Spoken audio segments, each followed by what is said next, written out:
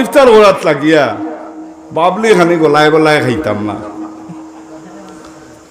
কাফির হলে ফেটর চাইর খুনা পরিয়া খায়, আর মুমিন হলে হ খুনা খায়। হ্যাঁ, এক কোনা ফের দি বরইন, এক কোনা পানি দি বরইন, আর এক কোনা খালি থাকে। দমম ফলাইতো আল্লাহর জিকির আজকার করতো, ইগে তার খাইয়া লড়া চড়া নাই, জায়গা থুতিয়া খালি গইলাম গুণ হজম করতো। ইগু খালি ওলা খাইছে, ফেটর রোগ উগবাই গেছে, লৌড় দিছে। আমরা রে কইতরা কম খাইও, কিতা করিও, কম খাইও। রমজান মাসও বিশেষ করিয়া বুজুর্গানে দিনে নফসর সঙ্গে মুজাহাদা করতে ইফতার করতে করে ফানি এক কুল্লে খাইছন, খাজুর একটা খাইছন, এরপরে ইবাদতও লাগি গেছন। সেহরির সময় একটা খেজুর আর এক গুট ফানি খাইয়া বস রোজা। 11 মাস খাইছি, দৈহিক ক্ষতি দৈহিক শক্তি বাড়াইছে। আর এক মাস আল্লাহ তাআলা রোজা বরণ করে দিছেন। এক মাস যদি আমি রোজা রাখিলাই, আমার মধ্যে দুর্বলতা আইব না, মাত্র একটু দুর্বলতা। আর আল্লাহর গোলামি করার কারণে রুহানি কুওয়াত বাড়ে যায়, রূহ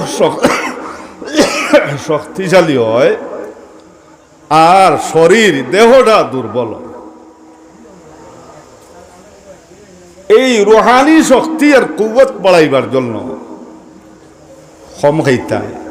দেহ দুর্বল, রুহানি কুওয়াত বাড়ক, আল্লাহর ইবাদত বন্দেগী মজা লাগবো। বাকি 11 মাস রমজান মাসর ইবাদত করিয়া রুহানি যে কুওয়াত হইব, এই কুওয়াতে বাকি 11 মাস মারিয়া দিত, তুমি আর কোনো গুনাহ দিতে হবে। এর কারণে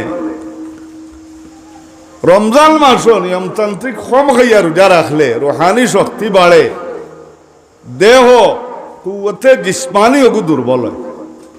ও দুর্বলতা এমন ভাবে হইতো বাকি 11 মাস নইয়া থাকতো, রূহ শক্তিশালী থাকতো, ওলা রোজা রাখতাম।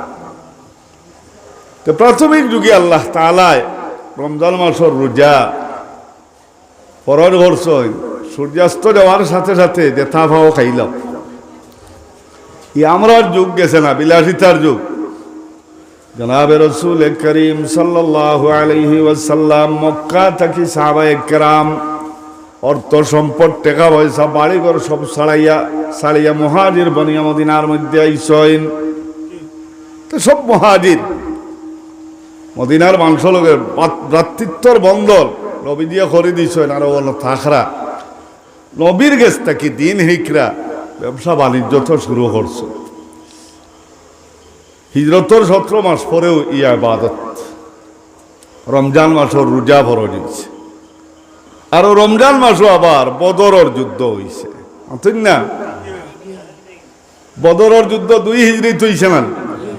প্রথমে শাবান মাসও শেষ লাগাত আল্লাহ তাআলা জ্বালাই দিয়েছেন, কুতিবা আলাইকুমুস সিয়াম কামা কুতিবা আলাল্লাযীনা মিন ক্বাবলিকুম লাআল্লাকুম তাত্তাকুন।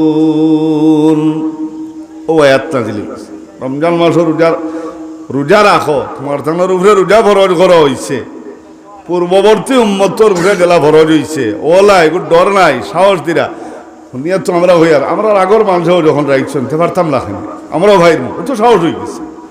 ও সাহসটা দেওয়ার জন্য আল্লাহ তাআলা হইতা কামা কুতিবা আলাল্লাযীনা মিন ক্বাবলিকুম, যেভাবে রোজা তোমাদের পূর্ববর্তী উম্মতের উপরে ফরজ করা হয়েছিল, তোমাদের উপর রোজা ফরজ। যদি রোজা নিয়মতান্ত্রিক ভাবে রাখতে পারো তাহলে তুমি তাকওয়া হাসিল করতে পারবাই, রুহানি শক্তি জোগাড় করতে পারবাই।